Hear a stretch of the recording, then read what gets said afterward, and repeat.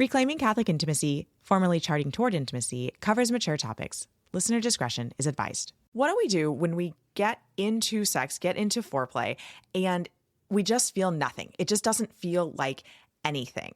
A lot of times we then immediately go to, okay, what do I need to do? What do I need to change? What does my husband need to do? But instead, I want to offer you that it's something else entirely that we need to do before sex even starts that's going to transform us into actually feeling good, feeling arousal, feeling turn on during foreplay. Welcome to Reclaiming Catholic Intimacy, the podcast for Catholic women that helps you improve your sex life, strengthen your marriage, and embrace God's design for love. My name is Holloway, and today we are talking about how to go from not feeling anything during sex to actually feeling that arousal, feeling that turn on, and what the big difference is here. So I want to paint a picture for you. Your sex life, having sex, is the act of going swimming. So let's just imagine this scene. You are getting ready to go swimming. You've got all your regular clothes on from the day. You walk out to the pool and you jump in. We immediately know this is not going to go over very well. It's very hard to swim in regular clothes. They're baggy, they stick to us, especially, let's say you're wearing a dress, ladies. That's a very normal thing to wear during the day. But if you try to wear a dress going swimming, you're going to drown. It's not going to go over well. And we can also imagine, what if you're wearing a really big parka? That is almost impossible to swim because we've got this heavy load that is now getting soaked with water. And now literally it's impossible to swim. We've just put this 100-pound weight on ourselves and made it impossible to swim. What do we need when we go swimming? We need to take our clothes off and we need to put a swimsuit on. When we put a swimsuit on, when we enter into swimming in the proper attire, swimming is easy. Swimming is fun. Swimsuits are specially designed to make it so that they don't hold very much water. They're not very heavy. They're not baggy, right? Typically, swimsuits don't have a lot of extra material. Maybe one of those trendy little dress swimsuits does. But even then, it's not getting wrapped up in your legs. It's not super long. It's allowing you to actually swim. We are entering into sex right now like jumping into a swimming pool without taking our daytime clothes off. When you enter into sex and you still have all of your thoughts and your baggage from the day, it's going to be impossible to enter into sex. It's going to be really hard, right? It's going to feel like you can't move your body very well, right? You've got this heavy cotton clothing that's filled up with water and making it really hard to swim. So ladies, when we're preparing for sex, when we're getting ready for sex, it's not just about how do I get to feeling, what different thing do I need to do? Because if you're sitting in a swimming pool with a parka on that now weighs 100 pounds because it's full of water, it doesn't matter which stroke you're doing. You're still not going to be able to swim. It doesn't matter if you have brought all your baggage from the day into sex. It doesn't matter how your husband is touching you. It doesn't matter what position you're in. None of that is going to matter. It's not going to make a single difference. If the thoughts going on in your head are distracting you from being present in the moment, so if you've got all the thoughts about the to-do list and what you're going to cook for dinner tomorrow and how messy the house is and how you still need to pack for the trip that you're taking next week, if all of those things are still going on in your head, you're swimming with a parka on. We have to take the parka off, ladies. So how do we take the parka off? First of all, we need to recognize the parka exists. That's one of the biggest things here because we're jumping into the swimming pool with our regular clothes still on and we're expecting to be able to swim just fine. I don't think we've realized as a whole that there is a need to take off the baggage of the day, to take off the day so that we can enter into sex. And I want to give you another image. Priests, when they are preparing for Mass, they do not simply just walk into the church and go. They go into the sacristy. They take off any kind of outer layers, jackets, things like that, and they put on their vestments. There are special prayers that they pray to prepare themselves to say the Mass.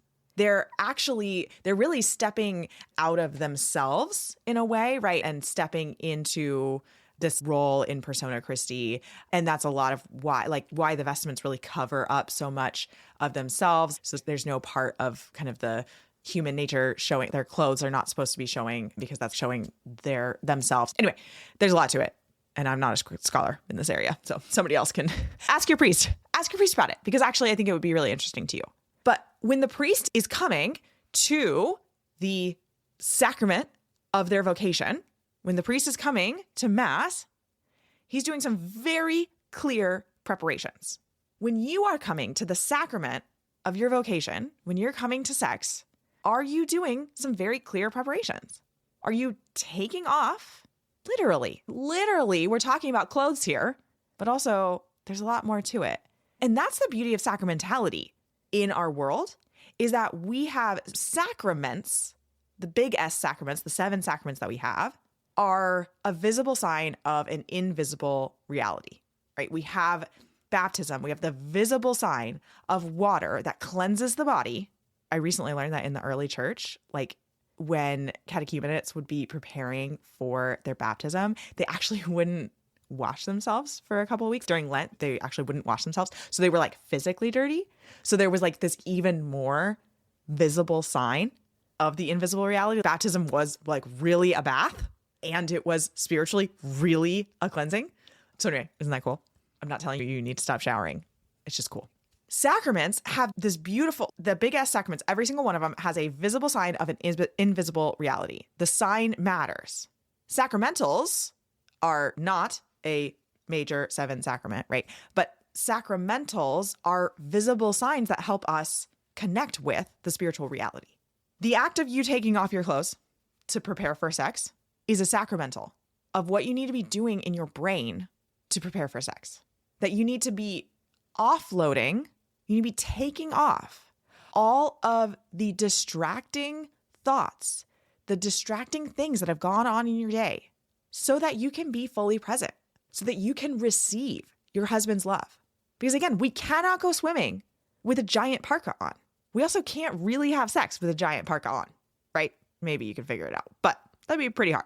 But we also can't have a giant parka in our head. So this means that sex is not just an afterthought. Sex is something that we prepare for. It doesn't have to take a long time to prepare for it. It can, and I encourage you to schedule sex and prepare for it a day leading up to it, 2 days leading up to it. I encourage that because we schedule that which is important to us, right? When you schedule something, you are prioritizing it. You are putting time toward it. You're setting it aside. You're setting time aside. You're actually hallowing it when you schedule something. Hallowing it means to set it apart. You're making the act holy when you schedule sex. Ooh, doesn't that sound nice, right?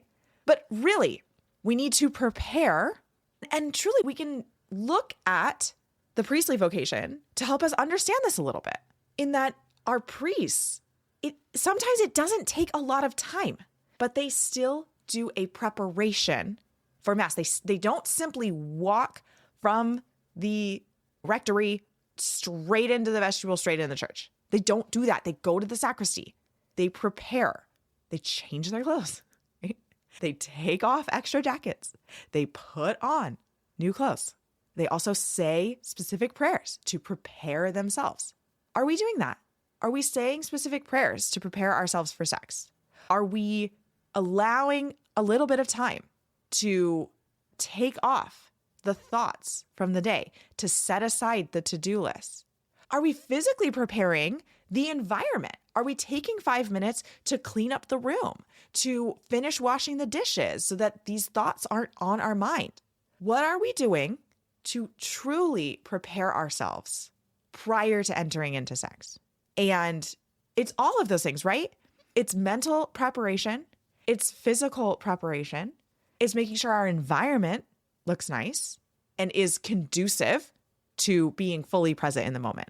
Because if your environment is hectic and crazy, it's not particularly conducive to being present in the moment, because every time you turn your head, you're going to see the pile of laundry. It is so important that we don't let sex just become an extra, an afterthought in our marriage.